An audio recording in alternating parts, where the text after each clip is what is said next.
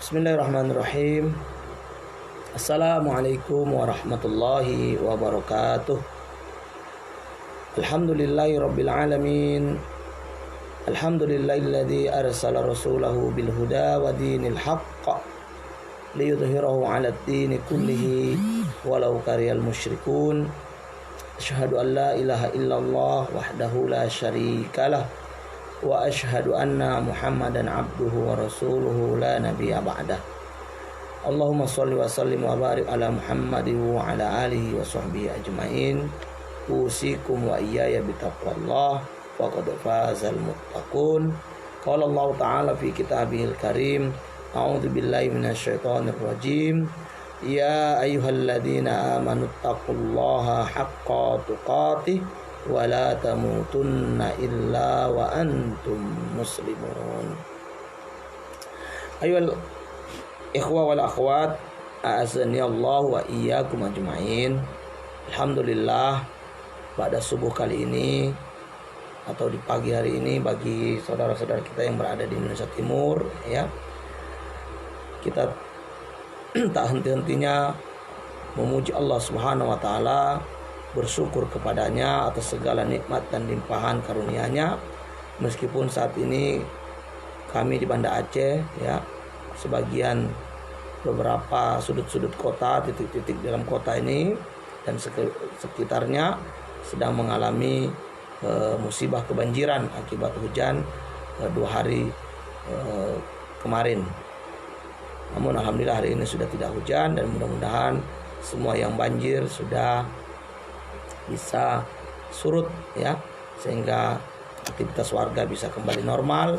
Yang mau mencari rezeki bisa tetap mencari rezeki, yang mungkin ada pekerjaan di luar rumah yang harus dituntaskan bisa tuntas dengan izin Allah Subhanahu wa taala.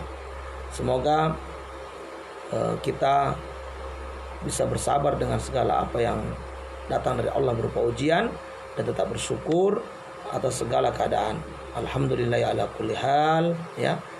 Pada seluruh ikhwan wal akhwat yang dimulakan oleh Allah Subhanahu wa taala, tetaplah bersyukur dan bersyukur serta bersyukur. Semoga dengan syukur-syukur kita nikmat-nikmat yang lain Allah datangkan dan Allah berikan kepada kita semua.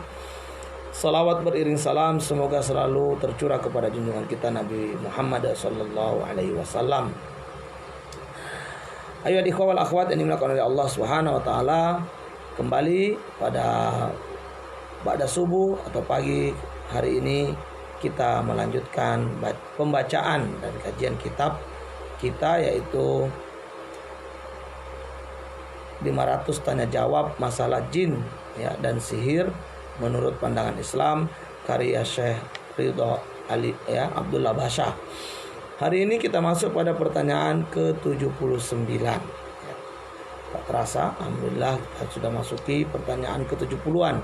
Ya, mudah-mudahan, ya, paling tidak begitu Ramadan, ya, selesai kita juga bisa menyelesaikan, ya, minimal bisa mendapatkan 100 atau 150 pertanyaan dari buku ini, alhamdulillah, ya. Di hari ke-16 ini kita akan mulai dengan pertanyaan ke-79. Bolehkah kita melaknat setan dalam sholat? Ya, bolehkah kita melaknat setan dalam sholat? Maka Syekh menjawab, boleh, ya. Dasarnya adalah sebuah hadis dari Abu Darda, ya. Ya, dari Abu Darda radhiyallahu an, dia berkata, qama Rasulullah sallallahu alaihi wasallam fasami'nahu yaqul a'udzu billahi mink, thumma qala al'anuka bila'natillah salasan wa basata yadahu ka'annahu yatanawalu syai'an. Falamma faragha minas salati qulna ya Rasulullah qad sami'naka taqulu fis salati syai'an lam nasma'ka taquluhu qabla dhalik wa ra'aynaka basatta yadak.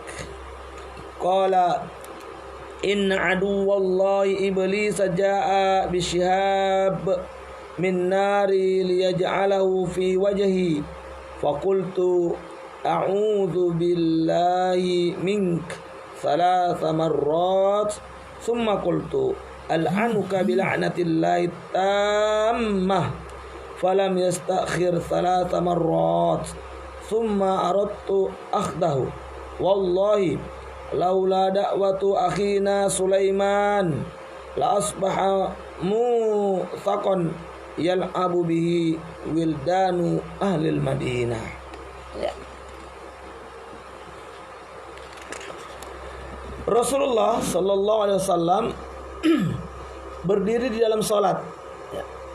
Berdiri dalam salat, lalu kami mendengarnya ya berkata ya, bersabda Rasulullah ya dalam salatnya, lalu berkata yang terdengar oleh para sahabat, aku berlindung kepada Allah darimu. Kemudian beliau mengatakan, aku melaknatimu dengan laknat Allah. Ya. 3 kali. Beliau juga menjulurkan tangannya seakan mencekik sesuatu.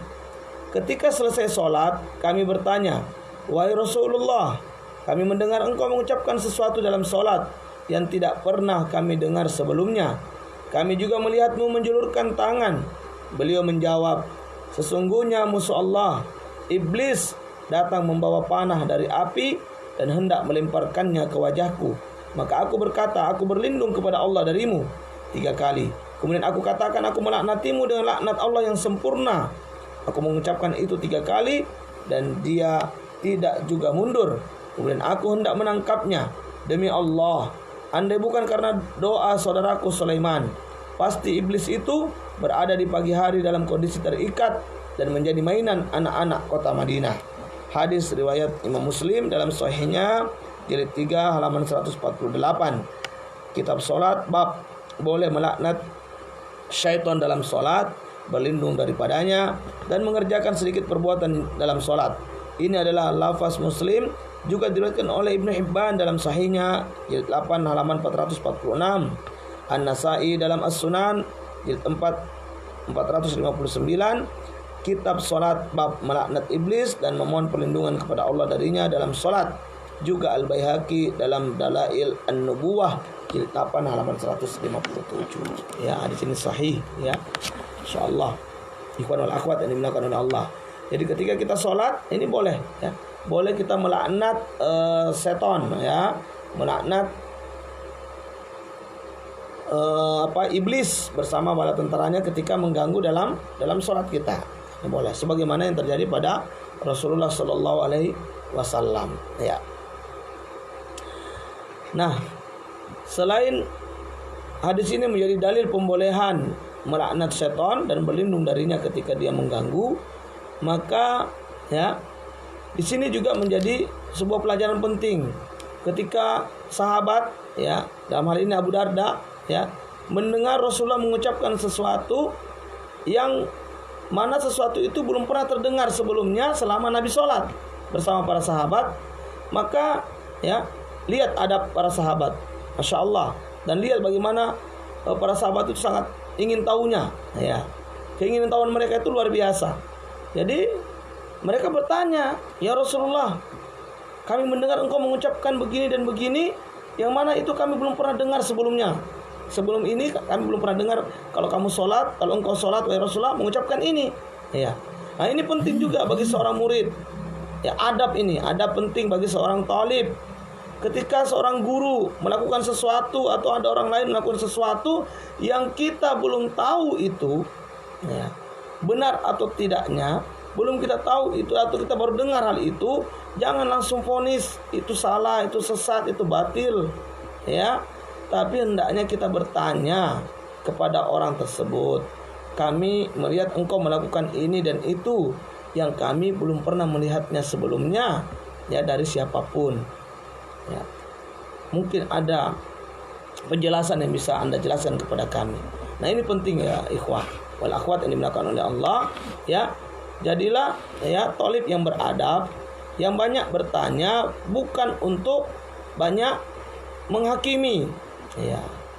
Dan dalam bertanya pun juga punya adab Maksud pertanyaan kita bukan untuk ya mencari pembenaran atau untuk menguji seorang ya guru atau seorang ustadz ya, atau untuk ya dianggap hebat di dalam majelis. Ya, ini tidak benar ya. Dalam bermajelis bertanya pun ada adab. Dan memang kalau kita melihat sesuatu yang baru, jangan dulu buru-buru kita memvonis bahwa itu bid'ah atau itu sesat atau itu batil sebelum kita bertanya. Minta dulu penjelasan, minta dulu ya pengkajiannya seperti apa ya. Nanti setelah ada penjelasan ya, kalau kita masih juga ragu, kita diskusikan lagi dengan yang lain, guru-guru yang lain, sehingga nanti kita akan bisa menemukan ini masalahnya ya, apakah khilaf, apakah ini sudah menjadi ijma, apakah ini masalah yang memang ya baru ya diada-adakan. Nah, di situ jangan mudah-mudah memvonis sesuatu tanpa adanya ya usaha untuk mencari tahu ya tentang sesuatu tersebut. Termasuk ketika kita melihat ada ustadz atau guru yang sedang melakukan kesalahan atau kekeliruan. Nah, tugas kita ini sebagai talib bukan menjadi juri, bukan menjadi hakim, tetapi ya kita hendaknya ya mendoakan ya ustadz atau guru tersebut agar kemudian ya Allah Subhanahu wa taala ya memperbaiki kesalahannya ya, dan mengampuni dosa-dosanya ya, karena sebenarnya tidak ada orang yang mau ya dengan sengaja melakukan kesalahan yang nyata, kecuali ya mereka adalah memang orang-orang yang selama ini berdakwah hanya untuk mencari dunia misalnya. Namun namanya manusia ya, jangankan cuma seorang ustadz ya, seorang guru biasa ya, para ulama-ulama ya dahulu pun pernah melakukan kesalahan. Bahkan itu para nabi pernah juga melakukan kesalahan, meski kemudian bertobat kepada Allah Subhanahu wa taala. Oleh karena itu ikhwan wal akhwat yang dimuliakan oleh Allah, di dalam hadis ini ya jelas sekali bahwa kita boleh melaknat setan. Dan juga ada pelajaran penting ketika kita melihat sesuatu yang baru yang belum pernah kita lihat sebelumnya, kita mendengar sesuatu yang baru belum pernah kita dengar sebelumnya, maka hendaknya kita bertanya untuk mengetahui, bukan bertanya untuk kemudian menjatuhkan orang lain ya. Wallahu a'lam bishawab. Ini yang pertama. Jadi boleh melaknat setan di dalam salat dengan berkata a'udzubillahi ya mink ya, a'udzubillahi mink, saya berlindung kepada Allah darimu, atau a'udzubillahi tammah mink ya, saya berlindung kepadamu ya, saya berlindung kepada Allah yang sempurna ya darimu, atau al'anaka bila'natillahi tammah, saya melaknatimu ya dengan laknat Allah yang sempurna. Itu boleh dalam sholat. Apabila syaitan mengganggu, ini dibolehkan. Termasuk misalnya kita lagi sholat, lalu kehusukan kita terganggu dengan berbagai macam ingatan-ingatan yang dimunculkan syaitan di dalam pikiran kita, maka ini disunahkan untuk meludah ke kiri 3 kali sambil kemudian membaca ta'awudz 3 kali. A'udzubillahi minasyaitonirrajim, a'udzubillahi minasyaitonirrajim, a'udzubillahi minasyaitonirrajim. Lalu kita melanjutkan salat kita. Pertanyaan ke-80, kapan setan menyebar dan apa yang mesti kita lakukan untuk menghindarinya? Ya. Kapankah setan itu menyebar dan kapan kita ya lakukan untuk apa yang mesti kita lakukan untuk menghindari setan ini? Ya. Maka jawabannya, setan menyebar saat terbenamnya matahari. Ya. Sebagaimana hal ini dikemukakan oleh sahabat Jabir bin Abdullah radhiyallahu anhuma, dia berkata, Rasulullah sallallahu alaihi wasallam bersabda, "Idza kana junhul lail au amsaitum fakuffu sibyanakum fa inna asyayatina tantashiru hina idin fa idza dhahaba sa'atum minal lail fakhalluhum wa aghliqul abwab wadhkuru ismallah fa inna syaitana la yaftahu baban mughlaqan wa auku kirabakum wadhkuru ismallah wa hammiru aniyatakum wadhkuru ismallah walau an ta'ridu 'alaiha syai'an wa atfi'u masabihakum. Ya.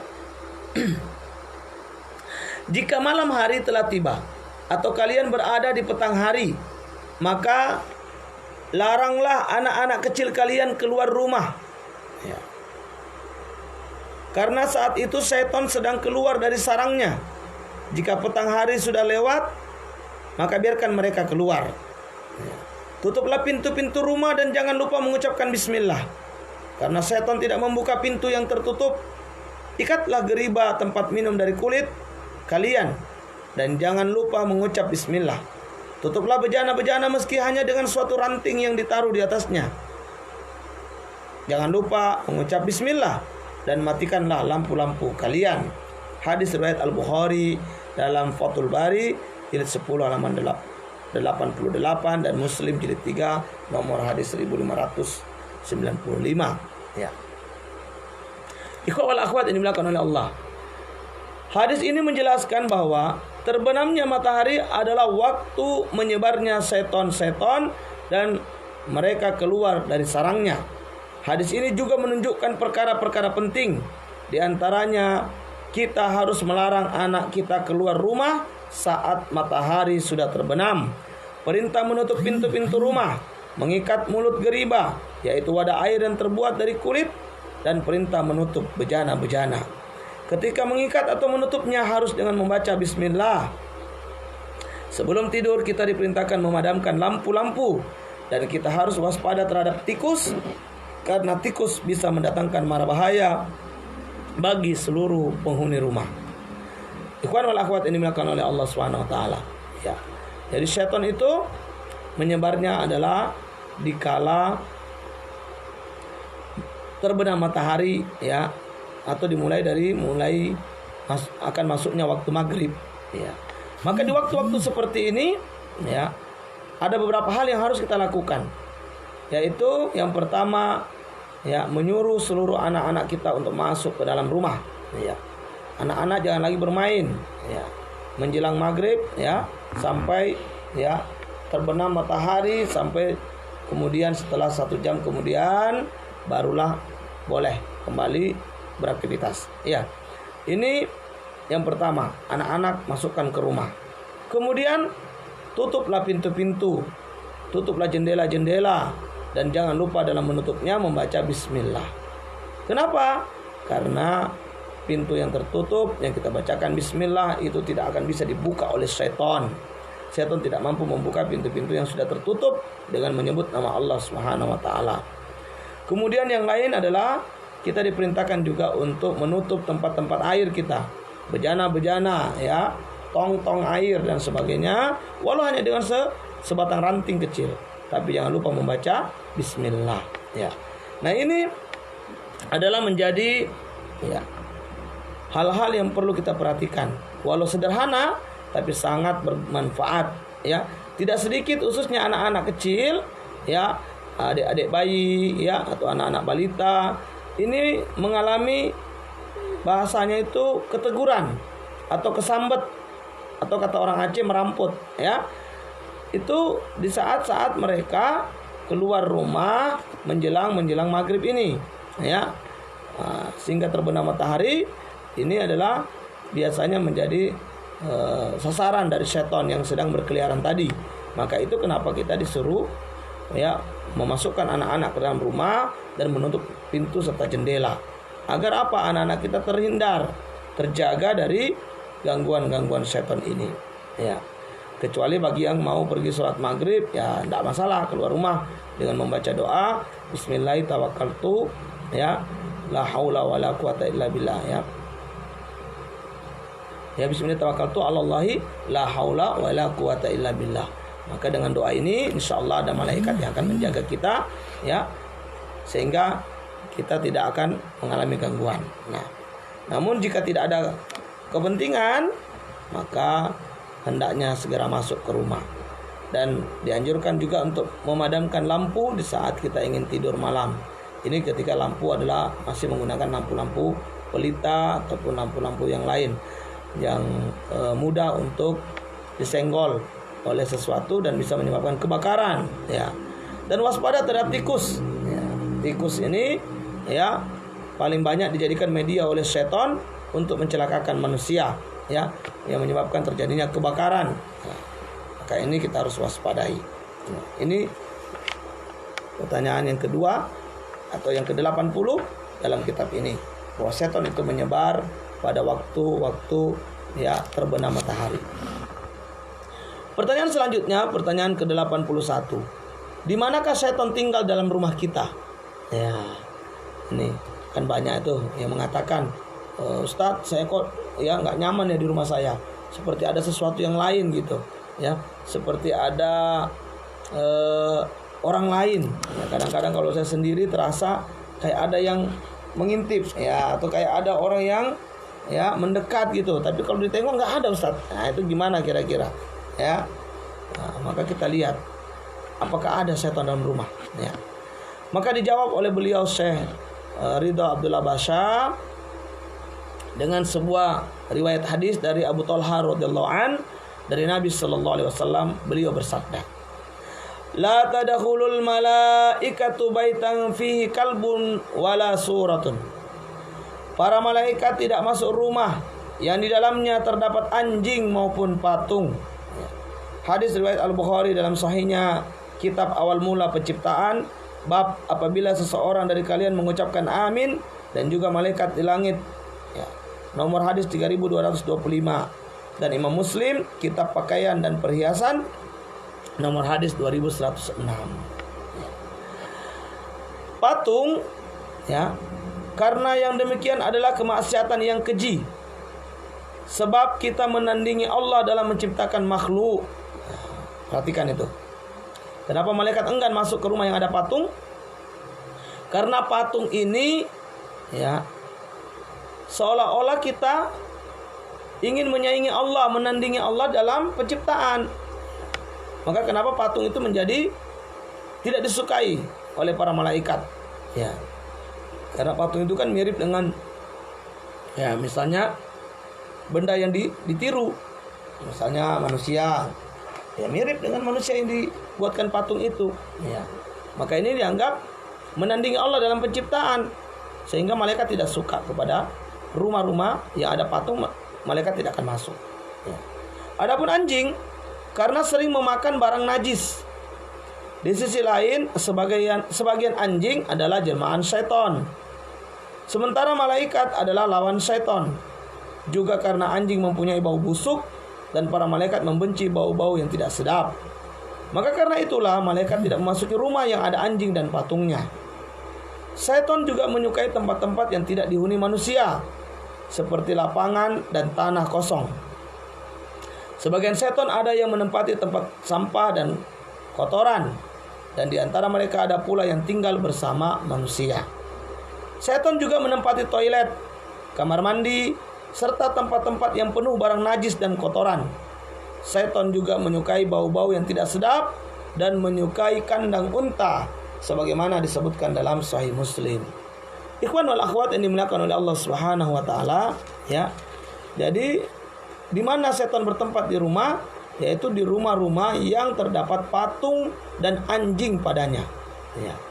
Jika ada patung, ada anjing, maka malaikat tidak masuk ke rumah itu. Artinya kalau malaikat tidak masuk, maka yang masuk adalah setan. Karena setan dan malaikat itu dua makhluk yang saling bermusuhan, yang tidak akan pernah menyatu dalam satu tempat. Kalau di sana ada malaikat, maka insya Allah setannya tidak ada. Namun kalau di sana, ya, tidak ada malaikat, maka di situ ada setan, ya. Nah, oleh karenanya, ya, kita berusahalah untuk membuat rumah kita nyaman, ya, bisa membuat malaikat mau masuk, ya, dengan cara apa? Bersihkan dari patung, bersihkan dari anjing, ya. Kemudian gunakan rumah-rumah kita untuk berzikir. Kata Nabi, la taj'alu buyutakum qubura, atau kama qala Rasulullah SAW. Jangan engkau ya menjadikan rumah-rumah kalian seperti kuburan. Ya, bagaimana rumah yang seperti kuburan itu tidak dibacakan padanya Al-Quran dan tidak didirikan padanya sholat. Artinya rumah itu sepi dari amal-amal salih, sepi dari zikir kepada Allah. Ya, rumah yang seperti kuburan, ya, yaitu rumah yang tidak ada bacaan Quran padanya, juga tidak ada sholat di dalamnya. Padahal ikhwah wal akhwat yang dimuliakan oleh Allah, ibadah sholat, ya, yang paling afdal, ibadah sholat yang paling utama, seutama-utama ibadah sholat, seutama-utama, ya, sholat yang dikerjakan hamba, yaitu di rumahnya. Illal maktubah, kecuali sholat fardu bagi laki-laki itu di masjid. Ya. Bahkan perempuan, seutama-utama sholatnya termasuk yang wajib itu di rumahnya. Dan lebih utama lagi di mana? Di kamarnya. Ya. Lebih utama lagi di mana? Di ruangan khusus yang memang disediakan untuk sholat, yang tertutup, yang tidak bisa orang melihatnya. Masya Allah. Ya.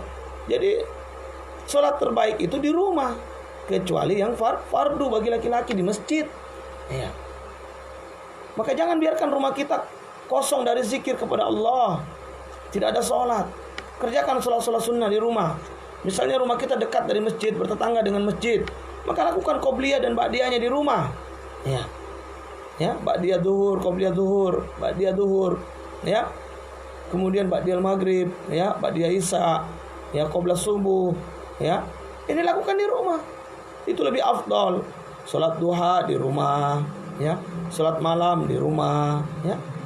Maka ini lebih utama. Rumah-rumah yang seperti ini yang ada zikir di dalamnya, ada sholat, ada mengaji, bahkan diadakan majelis taklim misalnya, maka rumah-rumah seperti ini disukai oleh para malaikat. Malaikat akan masuk, ya. Sehingga kalau malaikat masuk, setan akan keluar. Nah, itu konsekuensinya, itu otomatis. Kalau malaikat masuk, setan keluar. Kalau malaikat tidak masuk, maka setan masuk. Ya.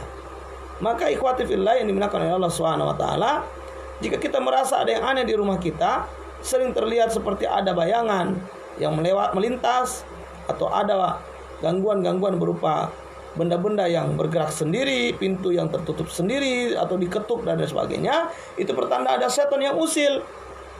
Apa solusinya? Sederhana, solusinya adalah baca ayat kursi. Ya, kurang baca Al-Baqarah. Nabi mengatakan sesungguhnya setan lari dari rumah yang dibacakan Al-Baqarah padanya. Larinya tidak sekedar lari tunggang langgang, ya. Artinya lari dengan penuh ketakutan. Ya, ini penting untuk kita pahami dan untuk kita amalkan di kehidupan kita, agar rumah kita bebas dari syaitan, ya. Yaitu apa? Jauhkan patung-patung dan jauhkan anjing dari rumah-rumah kita. Ya. Kemudian jadikan rumah kita, ya, itu penuh dengan zikrullah. Jangan seperti kuburan yang kosong hening, ya, yang sepi, ya, dari mengingat Allah. Makanya ini penting sekali ikhwan wal akhwat yang dimuliakan oleh Allah Subhanahu wa taala. Ya, rumah itu hendaknya semarak dengan zikir kepada Allah. Maka minimal habis maghrib, ba'da subuh, ya, mengajilah bersama keluarga anak-anak, ya.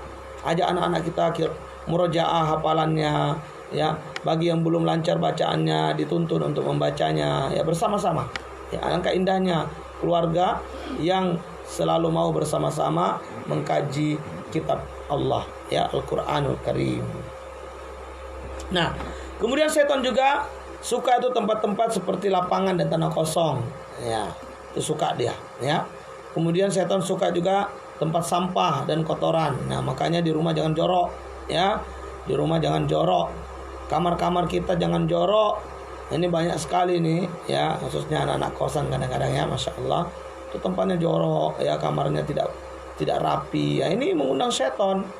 Ya, makanya jangan heran ketika tidur ditarik-tarik kakinya, ya, merasa ada yang menindihnya, karena ruangan kamar, ya, jorok dan bau. Ya, setan tuh suka bau-bau busuk, sementara malaikat suka bau-bau wangi. Makanya kenapa ketika kita ingin sholat dianjurkan menggunakan parfum agar malaikat senang merapat, ya. Sementara setan tidak suka dengan bau-bau yang wangi, dia lebih suka dengan bau-bau busuk, ya. Kemudian mereka ada juga yang tinggal bersama manusia. Ya, ada yang tinggal bersama manusia. Ada yang tinggal di bumbungan rumah, ya, di atap rumah, ya. Kemudian ada yang tinggal di toilet, kamar mandi. Ya, makanya kalau masuk kamar mandi jangan lupa berdoa. Ya, jangan lupa menyebut Allah. Minimal sekali bismillah, lalu masuklah dengan kaki kiri dan keluar nantinya dengan kaki kanan lalu berdoa lagi. Ya. Setan juga suka di tempat-tempat najis. Ya, maka jangan, ya, kita nyaman dengan kekotoran atau dengan najis-najis ini. Setan juga menyukai bau-bau yang tidak sedap tadi. Di kandang unta termasuk kesukaannya. Ya. Ikhwan wal akhwat yang dimuliakan oleh Allah Subhanahu wa taala. Inilah beberapa tempat-tempat tinggal setan. Ya. Maka hindari tempat-tempat ini, termasuk, ya, di rumah kita sendiri. Kita usahakan, kita upayakan agar rumah kita ini betul-betul menjadi rumah yang dibenci oleh setan. Bukan justru rumah yang menjadikan setan nyaman tinggal bersama kita. Bahkan, ya, setan itu juga akan makan bersama kita kalau kita makan tidak berdoa. Ya. Selanjutnya pertanyaan 82. Apa yang dimaksud dengan targhim asy-syaitan pada hadis Nabi sallallahu alaihi wasallam? Ya. Maka Syekh menjawab, maksud dari kata targhim asy-syaitan di dalam hadis Nabi sallallahu alaihi wasallam itu adalah menghinakan syaitan. Menghinakan syaitan. Hal ini berdasarkan riwayat dari Abu Sa'id Al-Khudri radhiyallahu an. Dia berkata Rasulullah sallallahu alaihi wasallam bersabda, "Idza syakka ahadukum fi salatihi falam yadri kam shalla, salasan am arba'an, falyatrah asy-syakka wal yabni ala mastaiqan." Ya, wal yabni ala mastaiqana thumma yasjud sajadataini qabla ay yusallim fa in kana shalla khamsan safa'na lahu salatahu wa in kana shalla itmaman li arba' kanata targhiman lisyayatin, targhiman lisyaitan. Ya, jika seseorang dari kalian ragu dalam salatnya, ia tidak ingat sudah berapa rakaat mengerjakan sholat, 3 atau 4 rakaat, hendaknya dia segera menghilangkan keraguannya dengan membangun sholatnya di atas perkara yang diyakini. Setelah itu mengerjakan sujud 2 kali sebelum mengucapkan salam. Jika dia telah mengerjakan sholat 5 rakaat, berarti ia mengerjakannya secara sempurna. Dan jika ia mengerjakan sholat 4 rakaat, maka 2 sujud itu untuk menghinakan syaitan. Ya. Maka berdasarkan hadis ini, makna targhima lis syaitan adalah merendahkan dan menghinakan syaitan. Diambil dari asal kata ar-rugham, ya, yang bermakna tanah. Ya. Hadis riwayat Imam Muslim dalam sahihnya kitab Al-Masajid wa Mawadhi as-Shalah, bab lupa dalam salat dan sujud sahwi, jilid 2 halaman 84, nomor hadis 1300. Kemudian makna targhim lisyaitan ini diambil dari kitab Syarah Muslim karya Imam Nawawi jilid 2, ya, halaman 5 dan atau 6. Ikhwan wal akhwat yang dimuliakan oleh Allah Subhanahu wa taala. Ya. Dalam hal ini, ya, dari hadis yang kita baca barusan ini terkait dengan apa? Terkait ragu-ragu dalam sholat. Nah, ini ada pelajaran-pelajaran yang penting untuk kita pahami. Karena banyak orang, ya, ini sering ragu-ragu dalam sholat, ya, sering lupa rakaat. Ini sudah rakaat berapa? Ya, 3K atau 4K? Ya. Namun kalau sholat maghrib, ya jangan sampai berpikir ini sudah 3 atau 4. Ya, maghrib cuma 3, ya, nggak ada sholat maghrib 4. Yang pasti kalau maghrib ragu-ragunya bukan ini rakaat ketiga atau rakaat keempat, ya sudah. Bukan, tapi rakaat 2 apa 3, ya. Nah, ketika kita ragu seperti itu, ya, ini sudah misalnya sholat zuhur, tiba-tiba kita lupa ini rakaat ketiga apa keempat, maka dianjurkan untuk mengambil yang kita yakini. Ya, nah yang kita yakini itu yang mana?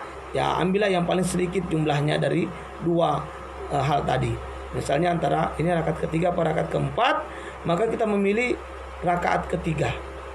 Berarti kita masih perlu tambah 1 kali lagi, ya 1 rakaat lagi supaya menjadi 4. Nah, ini untuk menghilangkan keraguan. Begitu caranya. Jadi pilih yang paling sedikit, ya jumlahnya dari yang kita ingat. Lalu jika kita ternyata sholat 5 rakaat, ya, maka itu sudah menjadi sempurna, ya. Kenapa? Karena memang kita sedang ragu-ragu. Maka disunahkan kalau ini terjadi, kita tambah 1 rakaat, kita sujud 2 kali sujud sebelum salam, ya. 2 kali sujud sebelum salam, namanya sujud sahwi, ya. Sujud sahwi ini, ya, dilakukan manakala kita ragu-ragu. Salat kita ini 3 atau 4 rakaat, ya. Nah, kita tambah 1 rakaat untuk menyempurnakan. Dengan sujud sahwi itu, ya, kalaupun kita ternyata sudah sholat 5 rakaat, maka itu sudah sempurna, tidak ada masalah lagi. Jika ternyata kita tetap sholat 4 rakaat, maka dengan 2 sujud tadi membuat setan terhina. Menghinakan setan, merendahkan setan. Nah, ini juga pelajaran penting bagi kita, bahwa manakala kita ragu dalam sholat atau, ya, gerakan kita ada yang terlupa, ya, maka sujud sahwinya dilakukan sebelum salam. Sebelum salam, misalnya lupa tahiyatul awal, ya.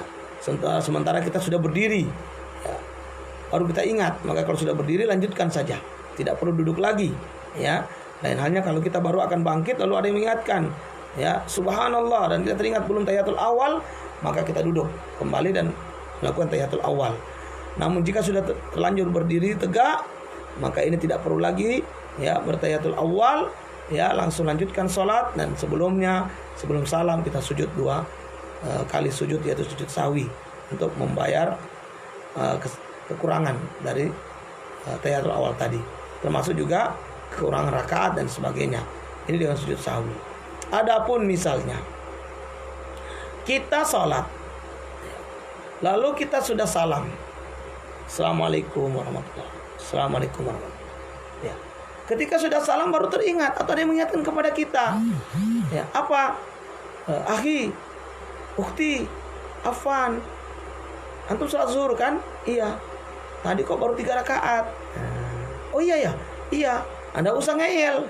Jangan berdebat pula, enggak 4 kok. Ya, yang paling tahu itu kan orang yang melihat, ya. Kita yang sedang sholat ini kan kadang-kadang memang kehusukan kita lupa, ya. Kita terlalu banyak pikiran dalam sholat ini, ya.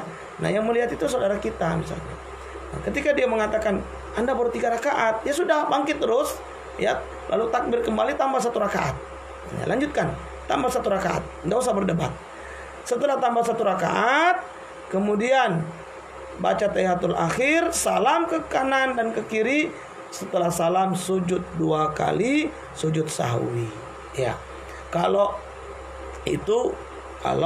sudah salam baru teringat bahwa ada yang kurang, ya, kita sempurnakan, lalu kita salam dan kemudian kita sujud sahwi 2 kali. Jadi sujudnya setelah salam. Adapun kalau kita ingatnya masih dalam kondisi sholat, kita kemudian mengingat, ini kayaknya baru 3 rakaat, ya, kita tambah lagi 1, maka kita sujud sahwi sebelum salam, ya. Wallahu a'lam bishawab. Nah, ini tentang maksud dari targhim as-syaitan, yaitu merendahkan lagi menghinakan syaitan, ya, yang mengganggu dalam sholat, ya. Ketika kita lupa rakaat, ragu-ragu 3 atau 4 misalnya dalam sholat zuhur atau asar atau isya, maka kita pilih yang paling sedikit jumlahnya, yaitu 3 rakaat, lalu kita tambah 1 rakaat. Setelahnya kita sujud sahwi 2 kali sebelum salam, dan ini membuat syaitan terhina dan terendahkan, ya. Wallahu a'lam bishawab.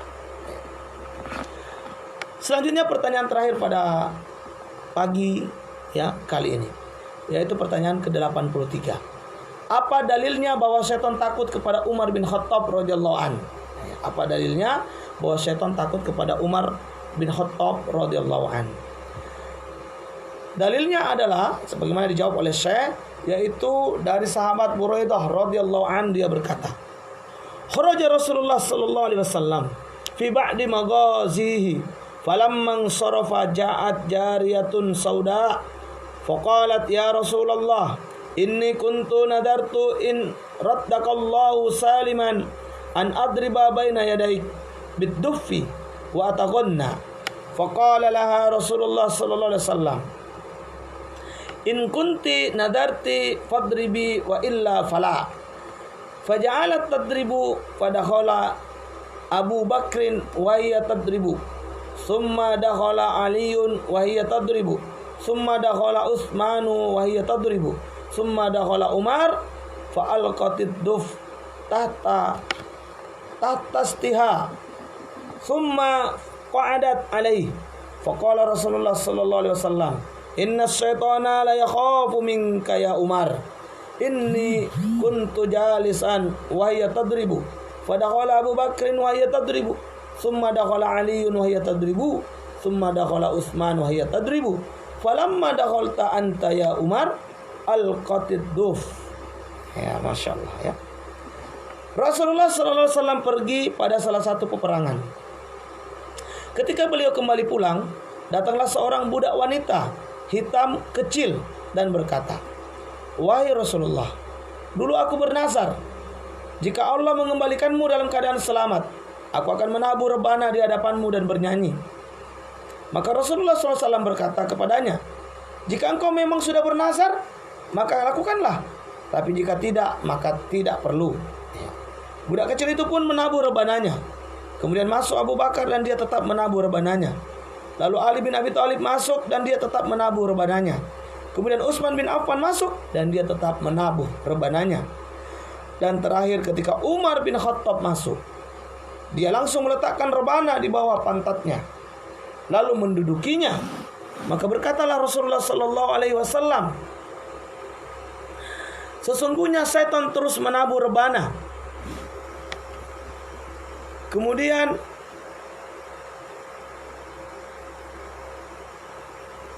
sesungguhnya setan benar-benar takut kepadamu wahai Umar. Ya. Rasulullah bersabda, sesungguhnya setan benar-benar takut kepadamu wahai Umar. Tadi aku duduk dan dia terus menabur rebana. Ya, tadi aku duduk ya dan dia terus menabur rebana. Kemudian Abu Bakar masuk dan dia tetap menabur rebananya. Kemudian masuk Ali bin Abi Thalib dan dia tetap menabur rebananya. Kemudian masuk Utsman dan dia juga tetap menabur rebananya. Tetapi ketika engkau yang masuk, dia langsung meletakkan rebananya. Hadis riwayat At-Tirmizi dalam As-Sunan nomor hadis 3290 ya, Kitab Al-Manaqib. Dan Abu Dawud dalam As-Sunan nomor hadis 3288. Al-Baihaqi dalam As-Sunan Al-Kubra jilid 10 halaman 77. Lihat pula Kanzul Ummal nomor 35.839 dan Ibnu Hajar dalam Fathul Bari jilid 7 halaman 58. Ya. Jelas sekali dalam hadis ini, ikhwan wal akhwat yang dilakukan oleh Allah, ya, Rasulullah mengakui ya, dengan lisannya yang suci bahwa setan itu takut kepada Umar. Ya. Hal ini terjadi ketika ya, Rasulullah pulang dari peperangan. Lalu datanglah seorang budak kecil hitam ya, mengatakan, budak wanita ya Rasulullah, bahwa saya telah bernazar, jika engkau selamat dari peperangan, kembali dalam kondisi selamat, maka saya akan menabur rebana dan menyanyi untukmu. Ya. Maka Nabi mengatakan apa? Jika itu sudah nazar, lakukan. Jika bukan atau belum bernazar, maka jangan. Tidak perlu. Ya. Ya. Maka si wanita kecil ini, ya, si budak kecil ini, budak perempuan ini, lalu menabur rebananya ketika Rasulullah duduk. Dan begitu setelah duduknya Rasulullah, masuklah sahabat Abu Bakar. Ya, rebana masih ditabuh juga. Masuk sahabat Ali, rebana tetap ditabuh. Masuk sahabat Utsman, rebana tetap ditabuh. Tak kalah sahabat Umar yang masuk, si wanita tiba-tiba ya menurunkan rebananya dan mendudukinya. Ya. Lalu Rasulullah mengatakan bahwa sungguh setan sangat takut kepadamu wahai Umar. Ya. Setan takut. Ya, kita tahu ikhwan wal akhwat yang dimakan Allah bahwa suara musik itu suara seruling setan. Ya. Namun Rasul membolehkan ya ketika itu anak-anak dan itu sebatas duf, ya, sebatas rebana.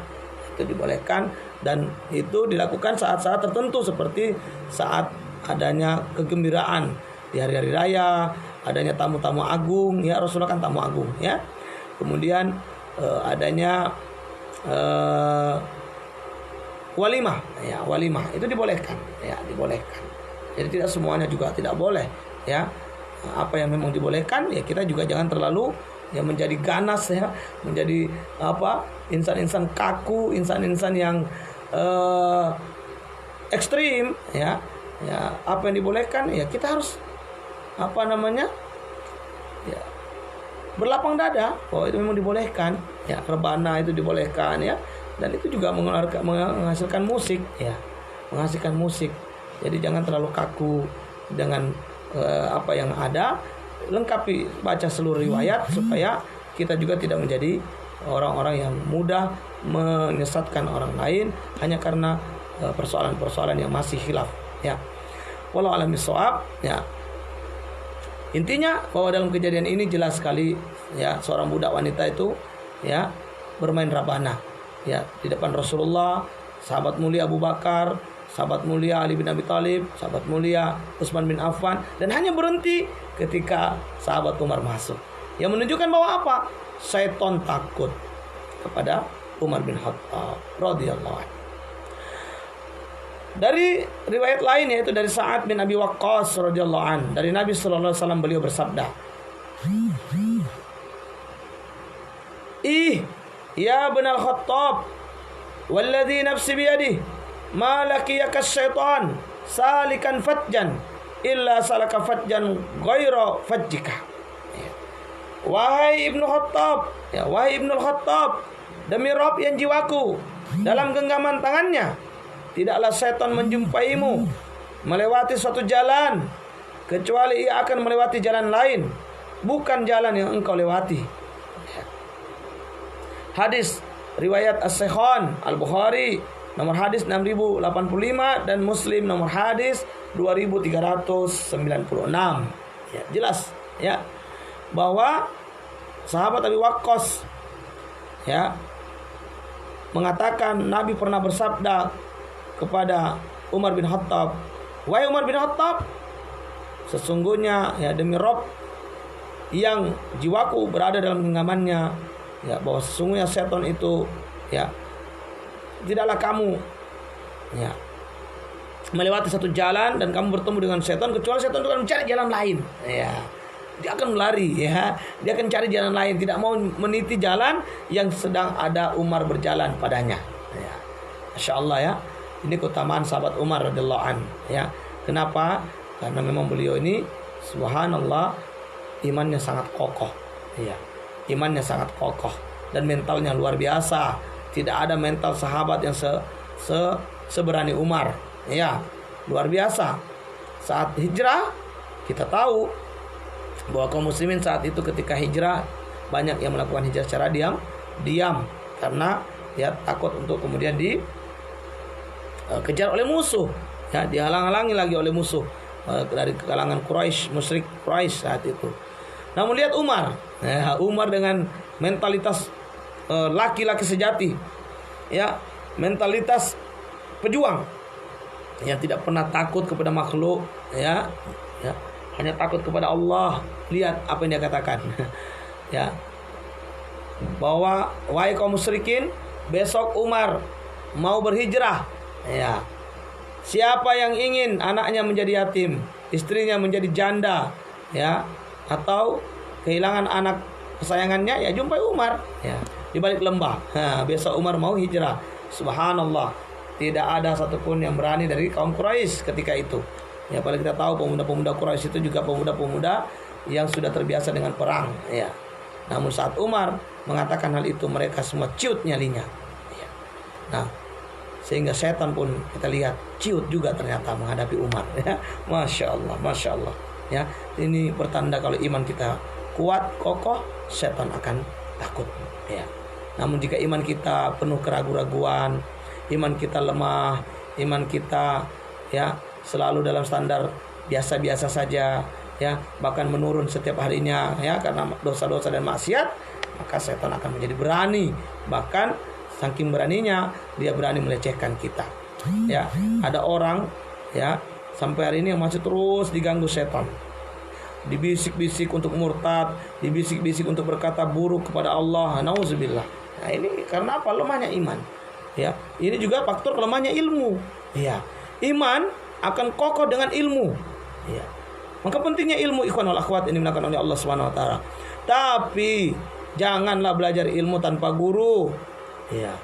Jangan belajar ilmu tanpa guru, karena ya bisa jadi ya justru kita menjadi salah tafsir, salah faham. Ya, tidak sedikit kami menemukan klien yang akhirnya mengalami gangguan psikologi, cemas, ketakutan, berpikir akan mati. Ketika kami mengajak untuk berkonsultasi dengan mereka ini, suruh bercerita, ya. Nah, kita temukan fakta-fakta mereka menjadi korban, ya, video-video ceramah yang mereka dengar, atau video-video yang ada di YouTube yang mereka dengar, atau juga bacaan-bacaan yang ada di internet, di Google, ya. Lalu mereka menafsirkan secara keliru. Akhirnya ya, psikologinya goncang, cemas, ya, ketakutan, paranoid, ya, bahkan ada yang tidak semangat hidup lagi, ada yang ingin mati dan sebagainya. Ini semua karena apa? Ya, belajar tidak baik dengan guru, atau juga belajarnya tidak bertahap. Belajarnya langsung mau cepat-cepat, ya, babnya langsung bab terakhir, ya, belum, ya, ibaratnya masuk rumah, ya, tidak lewat pintu, ya, lewat mana dia langsung, ya, lewat hubungan atas tuh, ya, main lompat aja. Nah, ini harus ada tahapan, ya, ikhwanul akhwat. Belajar itu harus bertahap. Ibarat yang meniti anak tangga, dari anak tangga pertama, kedua, ketiga, ya. Tidak langsung dari pertama lalu lompat ke 5, lompat ke 10. Itu bisa pincang, ya, kalau bisa patah itu, ya. Kalau sampai terpleset, jatuh, patah itu, ya. Maka bertahap dalam belajar, ya. Bersabar dan belajarlah dengan guru. Maka saya menganjurkan para orang tua, ya, untuk memasukkan anak-anaknya ke pesantren, ya, mahat-mahat, ya, pondok-pondok, ya, daya-daya yang di sana dikaji ilmu secara bertahap. Ya, tentunya yang namanya belajar itu kan butuh waktu, tidak kerusak-kerusuk, ujuk-ujuk langsung jadi ahli ilmu, ya, ujuk-ujuk langsung jadi mufti, ya. Ini masya Allah, ya, ini zaman betul-betul banyak sekali fitnah tolib-tolib yang langsung tiba-tiba berpredikat mufti, ya, mufti kesiangan, ya, nauzubillah summa nauzubillah min zalik, ya. Jadi Ibnu Khattab ini, ya, kalau berjalan di satu jalan, lalu ada setan di jalan itu juga mau lewat di jalan itu, maka setan akan lari mencari jalan lain kalau melihat ada Umar di situ. Ya, kalau ada Umar di situ, setan lari. Kenapa? Karena imannya Umar tadi. Ya, masya Allah. Ya. Sedangkan dari Ummul Mukminin Aisyah radhiyallahu anha, dia berkata Rasulullah sallallahu alaihi wasallam bersabda, "Inni la anzuru ila sayatin." Ya, inni la anzuru ila sayatinil insi wal jinni qad farru min Umar. Ya. Sungguh saya benar-benar melihat setan-setan dari golongan manusia dan jin telah berlari terbirit-birit dari Umar radhiyallahu an. Ya, hadis riwayat At-Tirmizi, kitab Al-Manaqib nomor 3624. Dia berkata ini hadis hasan sahih, dan hadis ini disahihkan Al-Albani dalam Al-Silsilah As-Sahihah nomor hadis 1609. Ya, ikhwanul akhwat yang dimuliakan oleh Allah, masya Allah, tidak sekedar setan dari kalangan jin, setan-setan dari kalangan manusia juga tidak berani menghadapi Umar. Ya, makanya, ya, ketika ingin hijrah Umar itu menyampaikan terang-terangan, ya, siapa yang ingin menghalangi Umar untuk hijrah, ya, silakan temui Umar di balik lembah. Ya, ternyata tidak ada yang berani, ikhwan, ya, akhwat sekalian, tidak ada yang berani. Ya, nah, ternyata memang Umar ini, ya, sangat ditakuti baik dari setan-setan manusia maupun setan-setan kalangan jin. Kenapa demikian? Karena Umar ketika begitu beriman kepada Allah dan Rasulnya, beliau beriman dengan sangat sungguh-sungguh. Kita tahu Umar sebelum beriman sangat benci kepada Rasulullah. Ya, bahkan dia sempat memukul adik perempuannya, yang telah beriman duluan bersama suaminya. Ya, beliau benci sekali dengan dakwah Islam di awal-awalnya, karena saat itu beliau belum mendengarkan Al-Quran. Ya, tapi Umar ini orang pemuda cerdas saat itu. 26 tahun beliau masuk Islam, masih sangat muda, sangat energik. Ya, puncak-puncak kematangan seorang pemuda, masa-masa kemasannya, ya, insyaallah. Ya, ketika kemudian, karena Umar ini cerdas, beliau paham tentang ilmu syair. Ketika itu syair adalah menjadi suatu kebanggaan dan suatu bukti bahwa orang itu cerdas ketika dia memahami ilmu syair, ilmu syair. Ya, dan Umar paham itu, paham seluruh ilmu syair, mulai dari yang paling rendah sampai yang paling tinggi. Umar paham. Makanya Umar ketika pembesar-pembesar Quraisy itu rapat, misalnya, membicarakan suatu perkara-perkara besar, di antara pemuda yang boleh ikut dalam majelis Quraisy itu yaitu Umar. Umar. Kenapa? Karena Umar memiliki ide-ide yang cemerlang, pandangan-pandangan yang bijak. Dan ini Umar mewakili kaumnya, mewakili ayahnya sebagai pemimpin kaum. Subhanallah, masih muda tapi sudah ditokohkan. Nah, ini menunjukkan adanya kelebihan pada diri Umar, kecerdasannya. Nah, ketika kemudian beliau mendengarkan Al-Quran, saat itu adalah surat Toha, dibaca oleh adik perempuan beliau. Ketika beliau ingin marah kepada adiknya karena tahu adiknya masuk mengikuti agama Muhammad SAW, maka apa yang terjadi, ikhwan wal akhwat yang dimuliakan oleh Allah Subhanahu wa taala? Ketika ayat itu dibaca, dia merebut dan membacanya. Apa kata Umar? Ini bukan syair, ini bukan perkataan manusia. Saya sudah mempelajari seluruh perkataan manusia, seluruh syair dari yang paling kecil sampai yang paling rendah sampai yang paling tinggi. Ini bukanlah syair, Ini bukanlah syair. Ini pasti firman Allah. Ini pasti firman Tuhan. Maka apa? Umar lalu meminta untuk diantarkan ke hadapan Rasulullah sallallahu alaihi wasallam, lalu bersyahadat. Masya Allah. Dan setelah Umar masuk Islam, maka Islam sedikit terlihat kuat di Mekah saat itu. Demikian ikhwanul akhwat yang dimuliakan oleh Allah Subhanahu wa taala, apa yang kita bisa bacakan pada pagi hari ini, mudah-mudahan ada manfaat untuk kami dan untuk kita semuanya. Mohon maaf atas segala hilaf dan salah. Kepada Allah saya mohon ampun, dan kepada kita semuanya saya mohon maaf yang sebesar-besarnya. Semoga kita bisa berjumpa esok hari, kita melanjutkan pembacaan kitab kita ini. Hadanallahu wa iyyakum ajmain. Subhanakallahumma wa bihamdika asyhadu an la ilaha illa anta astaghfiruka wa atubu ilaik. Billahi taufiq wal hidayah. Wassalamualaikum warahmatullahi wabarakatuh.